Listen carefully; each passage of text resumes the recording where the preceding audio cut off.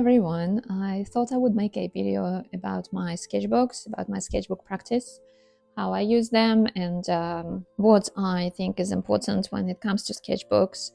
As you can see, I have quite a pile here, and all of them except two are still not finished. Because first of all, I'm not a very consistent sketchbooker.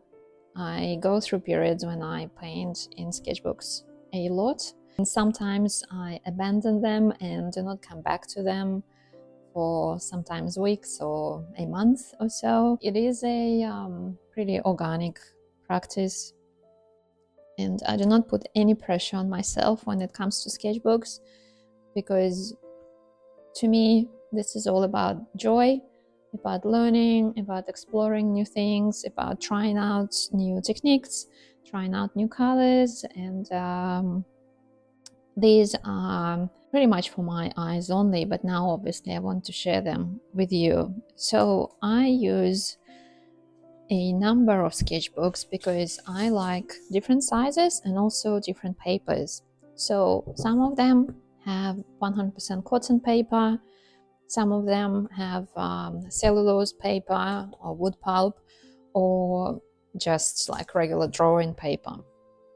I do prefer cotton paper, but wood pulp is actually quite fun as well. So all these are cotton. So this is for mixed media, and this is just like a drawing sketchbook that I got from Kmart, just our Australian budget department store. So I have a few sketchbooks by Etcher.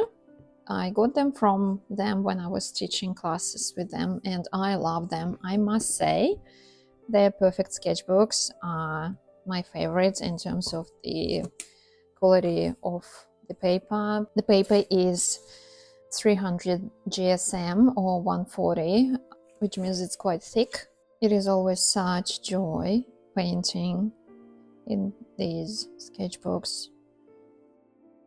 And when you look at my sketchbooks, you will notice that I'm trying different subjects here. So what I post on social media is normally landscapes, but in my sketchbooks I like trying pretty much everything. I like painting figures, botanicals, I like doing line and wash instead of just watercolor.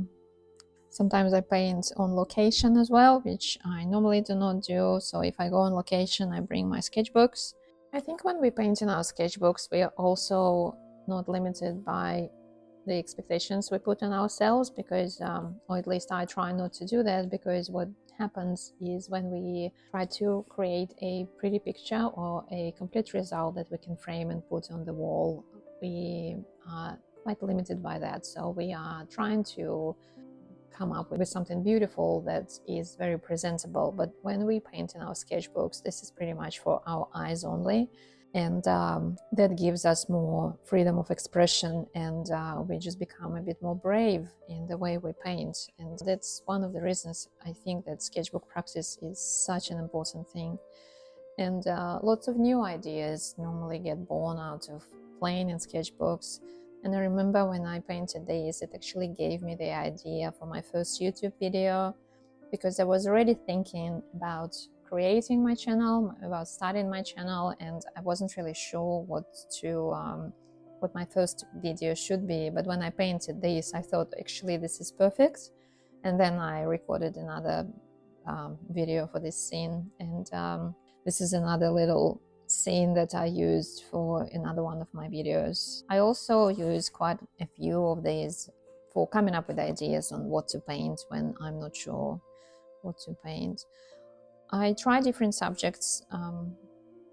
Botanicals, for example, I'm not really good at them, but I really enjoy playing with them in my sketchbooks.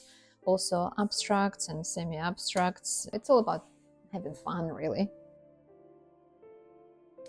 So this is the A4 Perfect Sketchbook by Etcher. I really like this one. I painted it on location. This is line and wash.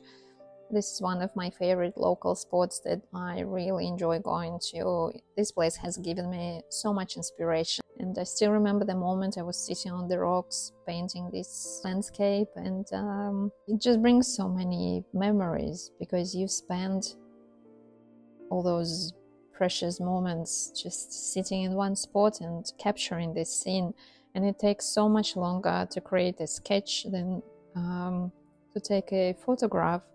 Therefore, this just has so much more energy in it than a quick snap. I test different colors in my sketchbooks. I try to come up with different compositions. I really like creating these little scenes because they do not take much time to paint, but this is a great way to come up with color schemes, to come up with different compositions, and to test the colors and to test your brushwork. It is quite a fun way to learn new things about your materials. This is another quick, really rough sketch that I did on location, again in the same spot where I painted this, just on a different day. You just move really fast, and also you see how expressive these brush strokes are. And I really like painting this way, and for some reason I just feel so much more free in my in the movement of my hand when I paint in sketchbooks. I'm not sure what it is. I was testing out cerulean blue chromium. Again, trying out new subjects. This was painted from life. These are my roller skates. I do not normally paint figures, but again, it's such fun to try a new skill. These again were on location.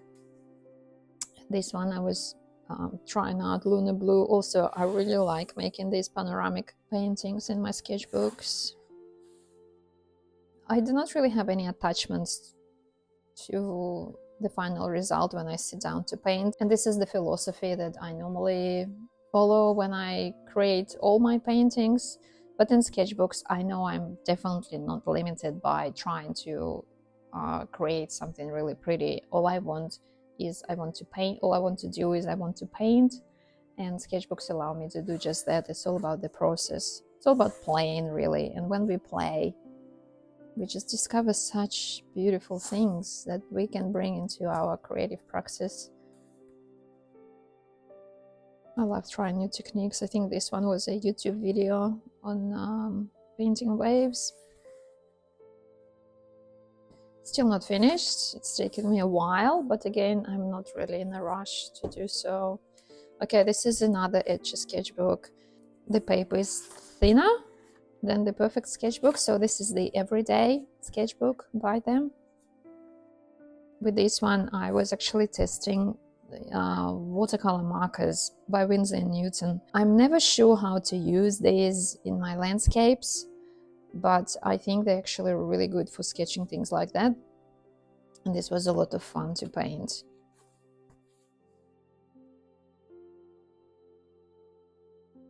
Trying out color mixes, and when I mix colors, I normally put the notes underneath each one, which colors I used as a reference. Again, subjects that I normally wouldn't paint and normally wouldn't post on social media, I like trying them in my sketchbooks. Here I was working out the techniques for a YouTube video that I made on painting different trees. Playing with the split primary palette, the warm and the cool primaries, and also what mixes they create. This was another YouTube video you can see on my channel. Same with this one.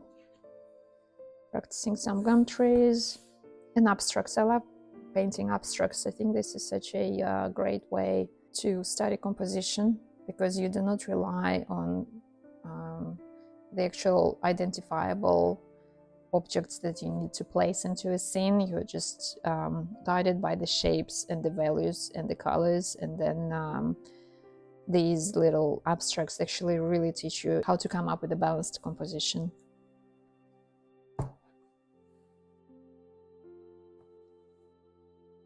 So I still have quite a few pages left here. Okay, this one, I used it to study different shapes of gum trees. This is not a watercolor sketchbook, really thin pages. The paper is not suitable for handling lots of water. But, you know, I had a lot of fun creating these, and they have helped me with painting my trees. This one by Milini has wood pulp paper, and it has a cold press finish, so it still has some texture to it. Wood pulp paper handles the paint and the water in a bit of a different way.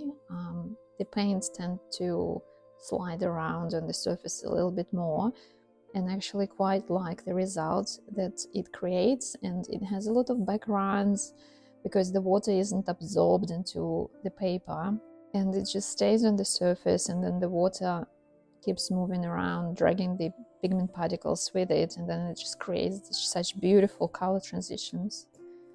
Just playing with the golden watercolors here. I really like the line and wash for this type of paper because the ink pens glide really nicely on its surface. Coming up with the ideas for my larger landscapes.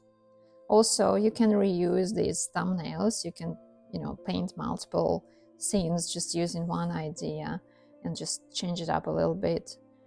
Also, sometimes when I'm not sure what to paint, I go back to my sketchbooks and I just go through them and see. I'm so happy with this sketch. I just really love the way these line houses have turned out. Just look at the way the brush marks, how they overlap and create these beautiful little effects that watercolor is very famous for. Also, I think that these ones, there was a bunch of line houses. Yeah, I think these ones, I painted all of them on the train one day on the way back from Sydney. It's a bit of a long trip up to where I am, and I remember just keeping myself busy creating all these little line houses from my imagination.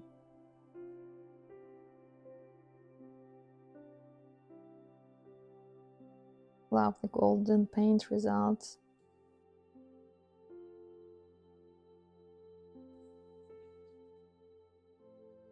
More lighthouses. I really love lighthouses. It's just such a beautiful subject to paint.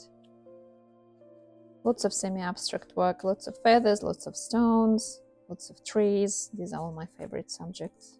So with this one, it is 100% cotton paper, but it is actually hot press, not cold press, so the surface is really smooth.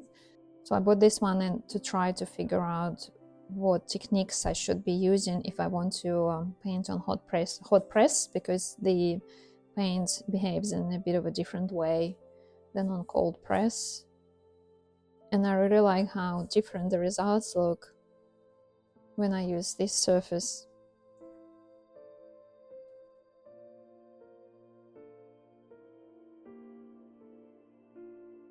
And I think with this one I was testing how a very granulating color would act on hot press. So this was Lunar Earth, and this was Lunar Blue. So these two colors by Daniel Smith, they granulate really well. Just a bit of an abstract with some golden watercolors. Another one, I quite like this glow. Just playing with abstraction and some botanicals and some florals. This one I bought recently. These are really easy to find in Australia. They are by Baohong. I'm not sure how easily available they are in other countries. I only just started it recently, in February actually, so I still have a long way to go. But I quite like the paintings I have already created in it.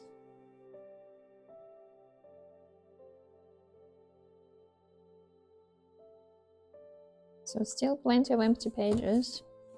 And now this little sketchbook. This one has taught me so much. It has taught me to loosen up, to let go of any expectations it made me come back to my desk and spend 5 to 10 minutes painting this, because this is all you need when the sketchbook is such a small tiny one. On the days when I couldn't find any time to paint, I was still able to create these little scenes, and I actually keep coming back to this over and over again. I create larger landscapes based on the ideas from this one. These trees were painted wet on dry, so I painted the background wet on to wet, and then I added the trees wet on dry after I dried the initial wash. And then this one I was actually painting these wet on to wet, and look at the hazy and glowing look they have. I like both of them, but it's just really interesting to compare what different techniques can do side by side.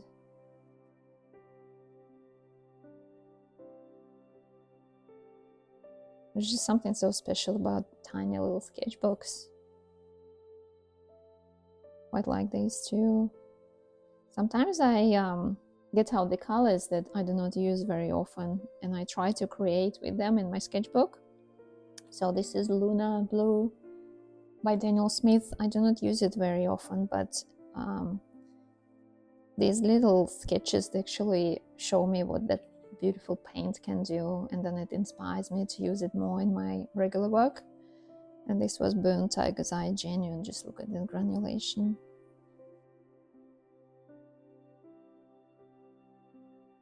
And this was Lunar Earth, the one I do not often use as well. So here are my sketchbooks, the whole pile of them.